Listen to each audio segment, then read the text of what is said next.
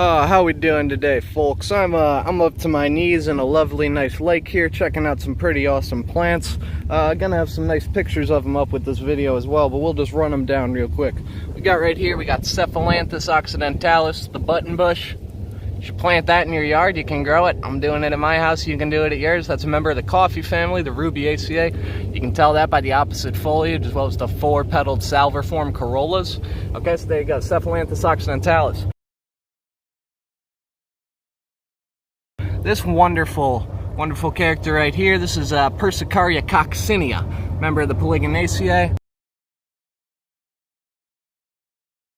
Some other cool aquatic plants right here. We got Brassinia schreberi, the water shield. It's got a pretty cool mucus on the bottom of the leaf there to protect it from herbivory.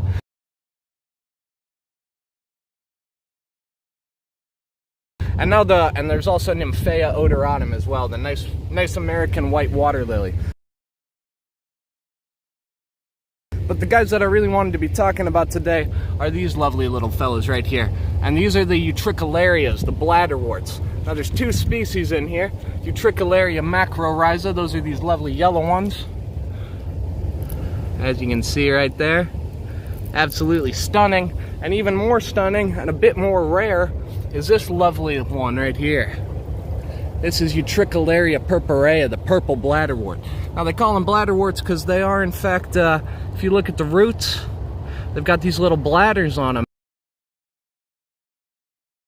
And when something moves past those bladders, the bladders open, and that creates a very rapid vacuum action and sucks in whatever's tripped the hairs. So they can be carnivorous, but it's actually theorized that some of these, like the Utricularia purpurea, are maybe omnivorous or perhaps actually in a nice symbiotic relationship with some of the other aquatic creatures and stuff that you get in here.